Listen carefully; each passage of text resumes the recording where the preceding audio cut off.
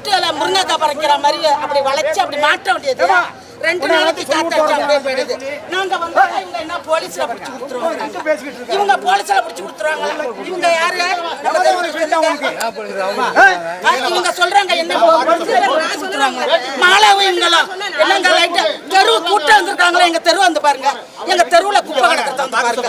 அப்ப கொள்ளைக்காடு மட்டும் இருக்கா ஓட்டு காக்கிறதுக்கு மட்டும் இப்படி ஒரு கும்பிட்டு போடுறாங்கல்ல எல்லாம் இதெல்லாம் செஞ்சு கொடுக்க வேண்டியதானே? அப்ப கேட்க போனா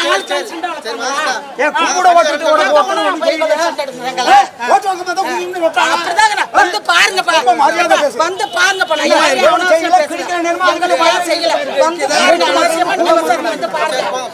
கோரிக்கையில கேட்டாங்க.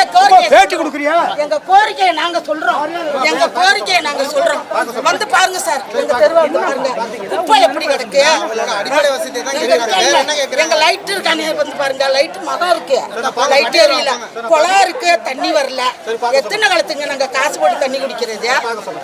ஒரு குடும்பத்துக்கு 10 பேர் இருந்தா கூட 50 ரூபாய்க்கு தண்ணி வாங்குறோம் ஒரு நாளைக்கு தண்ணி வரலன்னாக்கா நாங்க அன்னைக்கு உழவைக்காத உட்காந்துக்கிட்டு இருக்கிறோம். அவருக்கு போன் அடிச்சு 12 மணி இருந்தாலும் தண்ணி கொண்டு வந்து கொடுக்குறாரு. இதெல்லாம் கேட்க போனாக்கா சண்டையா? கேட்கறவங்கள வம்பா ஆள் வச்சு அடிச்சு கொண்டாலும் கொண்டு விடுவாங்க. அதுக்கு நான் பயப்படுறது இல்லை. என்னைக்குனாலும் எனக்கு சாவு இருக்கு. அது கடவுள் கொடுத்த சாவு. இன்னைக்கே செத்தாலும் என் மிஷின் நின்றுட்டுனா இன்னைக்கே கூட செத்துருவான். போறத போற என் தெருவுக்கு நல்லதை செஞ்சுட்டு போறேன். அடிச்சு கொண்டாலுங்கிறத பத்தி நான் கவலையே பண்ணலையா? என் ஊருக்கு என் தெருவுக்கு செய்யணும். அவ்வளவுதான் நான் சொல்லுவேன். தண்ணி வந்து மாசத்துக்கு ஒரு தடவை தான் தண்ணியா வருது குடிக்கிற தண்ணி. அதெல்லாம் அப்புறம் கேட்க மாட்டாங்களா? லைட் எரிய மாட்டுது. கொள்ளக்காடு இங்க உள்ளதா எல்லாம் கரெக்ட் பண்ணிக்கிறாங்க. அங்க வந்து யாரும் பார்க்க மாட்டாங்க. அதுக்காக சும்மா வந்தா சத்தம் போடுறாங்க. குடிச்சிட்டு வந்தா சத்தம்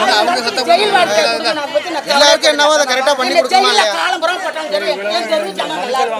அவ்வளவுதான் நான் சொல்லுவேன். ஒரு தெருவுல 5 பிள்ளை 6 பிள்ளை குழந்தை தண்ணி வரதா பூச்சிப்பட்டு காடு. அது அந்த காட்டை வந்து பாருங்க. அந்த காட்டுக்குள்ள நாங்க இருக்கிறோம்.